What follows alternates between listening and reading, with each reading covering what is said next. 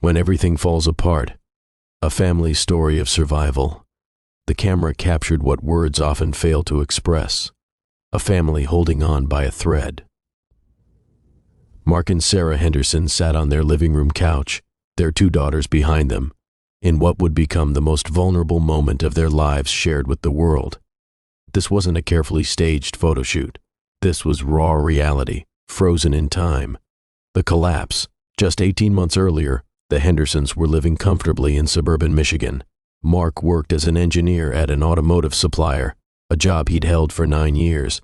Sarah balanced part-time work as a dental hygienist with raising their daughters, 9-year-old Chloe and 7-year-old Mia. They weren't wealthy, but they were secure. They had a modest home, reliable cars, and enough left over for family vacations and the girls' activities. Then the dominoes started falling. It began with Mark's back injury, a herniated disc that progressively worsened until he could barely stand for more than 20 minutes. Surgery was recommended, but the recovery time was 6 months. Mark took medical leave, expecting to return to work once he healed. He never got that chance. While Mark was recovering, his company lost their major contract. Layoffs swept through the organization like wildfire. Mark received the news while still in physical therapy. His position had been eliminated. After 9 years of dedication, he was out. The timing couldn't have been worse. Mark was still recovering, unable to take on physical work. Sarah increased her hours, but her part-time income couldn't cover their mortgage, car payments, insurance, and mounting medical bills. Their savings evaporated within 3 months. The downward spiral Sarah watched their life unravel with horrifying speed. First, they missed a mortgage payment, then another. Credit card minimums became impossible to meet. The car was repossessed on a Tuesday morning while Chloe and Mia watched from the living room window, confused and frightened. "Where's Daddy's car going?" Mia asked, her small voice trembling. Sarah didn't know how to explain that they couldn't afford to keep it anymore. How do you tell a 7-year-old that everything they've known as stable is crumbling? Mark spiraled into depression. The physical pain from his injury was manageable compared to the emotional agony of watching his family suffer because he couldn't provide. He applied for jobs obsessively, but the market was saturated with experienced engineers, many younger and willing to work for less. The rejection emails became a daily torture. Sarah tried to hold everything together, but the weight was crushing. She worked longer hours, took on extra shifts, and spent her nights calculating numbers that never added up to anything hopeful. She stopped sleeping well. She stopped eating regularly. Her smile, once so easy, became something she had to consciously construct for her daughter's sake. The girls noticed everything. Chloe, perceptive and sensitive, started having nightmares. Mia became clingy and anxious, crying at drop-offs and struggling in school. The stress in their home was palpable, hanging in the air like smoke. Rock bottom. The foreclosure notice arrived 6 months after Mark lost his job. They had 60 days to leave their home, the place where both girls had taken their first steps, where birthday parties and Christmas mornings had created a tapestry of happy memories. Sarah found Mark in the garage, sitting in the dark, the notice crumpled in his hand. His shoulders shook with silent sobs. "I've destroyed our family," he whispered. "Everything we built. I destroyed it." "No," Sarah said firmly, kneeling beside him. "Life destroyed it. Bad luck destroyed it. But we're still here, Mark. We're still a family. That's what matters." But even as she said the words, Sarah wasn't sure she believed them. How could they be a family without a home? How could they protect their children from this trauma? How could they survive? They swallowed their pride and asked for help. Sarah's brother offered his basement, unfinished, cramped, but free. They moved in with 3 suitcases of belongings, most of their possessions sold or stored. The girls shared an air mattress. Mark and Sarah slept on a donated futon. Privacy was non-existent. Dignity felt like a luxury they'd lost along with everything else. The turning point. That's when Live on Purpose, a nonprofit organization focused on family resilience, reached out. They were documenting families navigating financial hardship, and someone had connected them with the Hendersons. "We want to show that good families can face bad circumstances," the program director explained. "Your story could help others feel less alone." Mark was reluctant. Wasn't it bad enough to be living this nightmare without broadcasting it to the world? But Sarah saw it differently. If our pain can help even one family feel less ashamed, isn't it worth it? She asked. So they agreed to the photo and interview. The day of the shoot, they borrowed Sarah's brother's couch, trying to create a sense of normalcy. Mark wore a button-down shirt. Sarah put on makeup for the first time in weeks. They wanted to look put together, even though they felt shattered. But the photographer asked them to just be real. Don't perform, she said gently, just be. So they sat together, exhausted, worried, but still united. Chloe and Mia positioned themselves behind their parents, instinctively seeking the comfort of closeness. The camera captured the weariness in Mark's eyes, the determined set of Sarah's jaw, the innocence of children affected by circumstances beyond their understanding. The tips that saved them. In the interview, the Hendersons shared the hard-won wisdom from their darkest period. Communicate honestly. We started telling each other the truth about how scared we were, Sarah explained. That vulnerability brought us closer instead of driving us apart. Ask for help early. We waited. Too long, Mark admitted. By the time we asked for help, we were in crisis. Don't let pride delay reaching out to family, friends, or community resources. Focus on controllables. I couldn't control the job market or our financial situation, Mark said. But I could control my attitude and my commitment to my family. That focus saved me from complete despair. Protect your relationship. In crisis, it's easy to become roommates managing problems instead of partners supporting each other, Sarah noted. We had to intentionally connect, even when we were exhausted. Be age-appropriately honest with kids. Our girls knew something was wrong, Sarah said. Being honest helped reduce their anxiety and taught them about resilience. Redefine success. Success became getting through another day together, Mark explained. Small victories matter when you're in survival mode.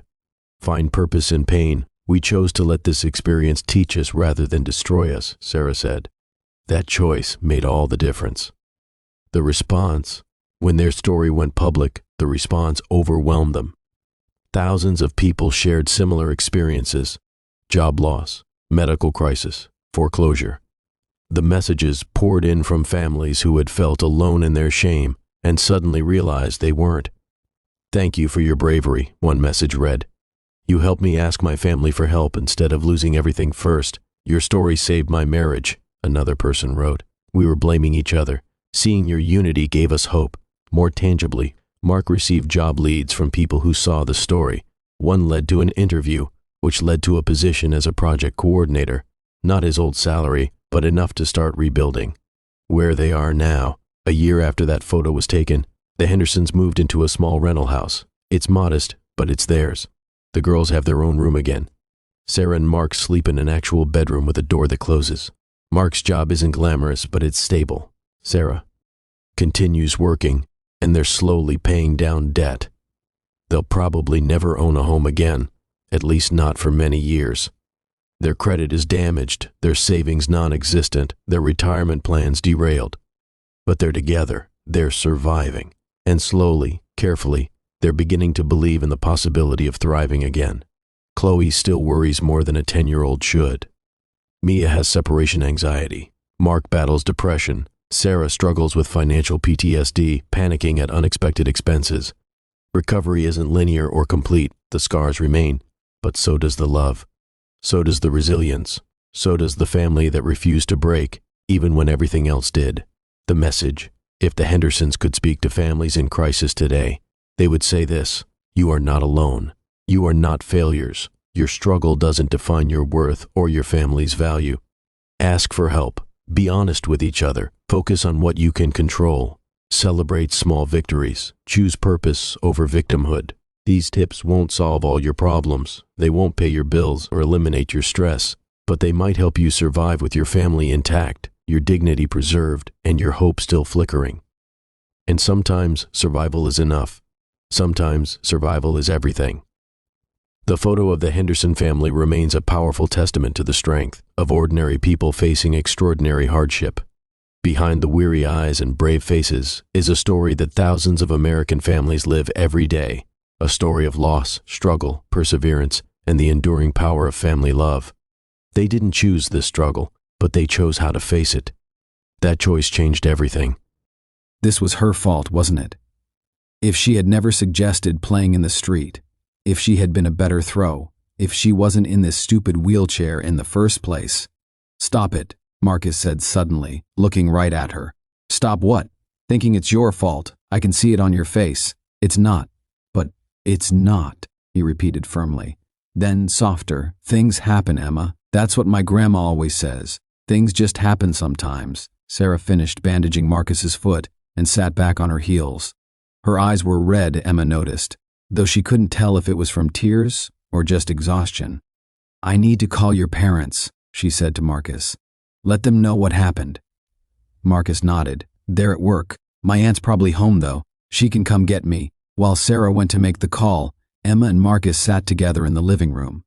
The afternoon light was fading now, the golden glow turning orange and then purple as the sun began its descent. Through the window, Emma could see the remnants of Marcus's basketball still scattered across the intersection, dark pieces against the gray asphalt. "Can I tell you something?" Emma asked after a long silence. "Sure. I was in a car accident. That's why I'm in the wheelchair." She had never told him before, had never wanted to talk about it, but somehow now seemed like the right time. Marcus nodded. "I figured it was something like that. We were going to visit my grandma. It was raining and this truck it came out of nowhere. Ran a red light. My dad tried to swerve, but..." She trailed off, not wanting to remember the sound of metal crashing, of glass breaking, of her own screaming. "My dad was okay, my mom was okay, but I hurt my spine. The doctor said I might walk again someday, but they can't promise. They said it might be like this forever." "Do you remember it?" Marcus asked quietly. "The accident? Every single second." Emma's voice was barely a whisper. "Sometimes I dream about it. I can see the truck coming, and I try to scream, try to warn my dad, but no sound comes out. And then I wake up, and for just a second I forget. I try to jump out of bed, and I can't, and I have to remember all over again." Marcus reached over and took her hand. His palm was warm, his grip steady. "I'm sorry that happened to you. I'm sorry about today," Emma said. "I'm sorry you got hurt because of me." "It wasn't because of you." Marcus squeezed her hand. "It was because of some jerk driver who wasn't paying attention. Just like what happened to you wasn't your fault. It was some other jerk driver who wasn't paying attention." They sat like that, hands linked, as the room grew darker around them. Emma thought about all the ways the world could hurt you, all the ways things could go wrong in an instant, but she also thought about the ways people showed up for each other, the way her mother had run without thinking, the way Marcus had called her his friend from the very first day. Sarah came back into the room, turning on a lamp. "Your Aunt Teresa is on her way," she told Marcus. Then she sat down on the couch across from them, and Emma saw how tired she looked, how scared she still was. "I don't think," Sarah said slowly, "I don't think we should play in the street anymore." "We weren't in the street," Marcus pointed out. "The ball was in the street." "Even so." Sarah rubbed her temples. I can't watch either of you get hurt. I can't go through that again." Emma understood what her mother wasn't saying, that she had already watched Emma get hurt once, in ways that couldn't be fixed with bandages and lemonade, that she had already lived through one nightmare and couldn't survive another. "We could play in the driveway," Emma suggested. "Or the backyard. The backyard's too small," Marcus said. "And you can't get your wheelchair through the gate." They fell silent again, each of them thinking about the problem, about the unfairness of a world where even simple games became complicated. A car horn honked outside. Marcus's Aunt Teresa, come to take him home. As Marcus stood to leave, wincing slightly on his injured foot, he turned back to Emma. "We'll figure something out," he said. "About where to play, I mean. We always do." After he left, Emma sat in the living room with her mother. The house felt too quiet, too still. Sarah came and sat next to Emma's wheelchair, reaching out to smooth her daughter's hair back from her face. "I'm sorry today was scary," Sarah said. "It's okay. It's not really. But I'm glad everyone is safe." Sarah was quiet for a moment, then asked, "Do you want to talk about it? About what happened today, or about the accident, or anything?" Emma shook her head. She was tired of talking, tired of feeling. She just wanted to be 7 years old, to play with her friend without everything becoming so complicated and frightening. That night, Emma lay in bed, unable to sleep. Through her window she could see the street. empty and quiet under the glow of the streetlights. Somewhere out there were the pieces of Marcus's basketball, scattered and broken. She thought about what Marcus had said, that things just happen sometimes, but Emma wasn't sure she believed that. Things didn't just happen. They happened for reasons, because of choices people made, because of moments of carelessness or cruelty or simple bad luck. The next morning, Emma woke to the sound of voices outside. She wheeled herself to the window and looked out to see Marcus and his father in the driveway. Marcus's dad was setting up something. It took Emma a moment to realize it was a basketball hoop, portable and adjustable, the kind you could move around. Emma watched as Marcus's father adjusted the height, making it lower than normal, low enough that someone in a wheelchair could shoot. Marcus saw her at the window and waved, a huge smile on his face. 15 minutes later, Emma was outside, her mother helping her navigate the slight incline of the driveway. Marcus handed her a new basketball. Not fancy, but whole and ready to play. My dad found the hoop at a yard sale this morning, Marcus explained. He got up really early to get it before anyone else, and the ball came from the neighbor who lives behind us. He said his kids are grown up now and don't need it. Marcus's father, a tall man with kind eyes and the same magnificent afro as his son, smiled at Emma. Figured you kids needed a safer place to play, he said, and this way Emma can play too without any modifications needed. Emma felt tears prickling at her eyes, but for once they were good tears, happy tears. Thank you, she managed to say. No thanks needed, Marcus's dad said. You kids just have fun. And stay in the driveway, yeah? They played for hours that day, Sarah and Marcus's Aunt Teresa watching from lawn chairs they'd set up nearby. Emma learned that she could shoot pretty well, her upper body strength from using her wheelchair, making her throws powerful and accurate. Marcus cheered every time she made a basket, and she cheered for him, and slowly the fear from yesterday began to fade, replaced by something simpler and better, joy. As the afternoon wore on, other kids from the neighborhood started appearing, drawn by the sound of laughter and the bouncing ball. Some of them Emma knew from before, from when she could still walk. They had been her friends once, but after the accident, things had become awkward. They didn't know what to say to her, how to include her. But now, with the hoop set at a height everyone could use, with Marcus enthusiastically organizing teams and keeping score, it didn't seem so awkward anymore. They played knockout and horse and around the world, and Emma was just another player, sometimes winning and sometimes losing, but always part of the game. When the sun started setting and parents called their children home for dinner, Marcus helped Emma practice free throws, just the two of them. Thanks, Emma said after making 3 in a row. For what? For being my friend, for not making it weird. Marcus grinned. Why would I make it weird? You're good at basketball. Plus you have the best driveway on the street. Emma laughed. Leave it to Marcus to focus on the practical benefits of their friendship. As she headed inside for dinner, Emma looked back at the street where yesterday's game had ended so badly. The pieces of the old basketball were gone. Someone must have cleaned them up, but the memory remained, and Emma knew it always would. Life was fragile. She understood now in a way she hadn't before. Things could change in an instant. But life was also resilient. People showed up for each other. Fathers woke up early to find basketball hoops at yard sales. Mothers ran into traffic to save children who weren't their own. Friends held your hand and told you it wasn't your fault. The wheelchair would always be part of Emma's life, might always be. The memory of her accident would never completely fade. But neither would this. The feeling of a basketball in her hands, the sound of her friends' laughter, the warmth of the afternoon sun on her face as she played, a game she thought she'd lost forever. As Emma sat down to dinner that night, her mother asked, "Good day?" Emma thought about it, about the fear and the joy, about the broken basketball and the new one, about everything that had been lost and everything that had been found. "Yeah," she said, smiling at her mother. "Yeah, it was a good day," and she meant it.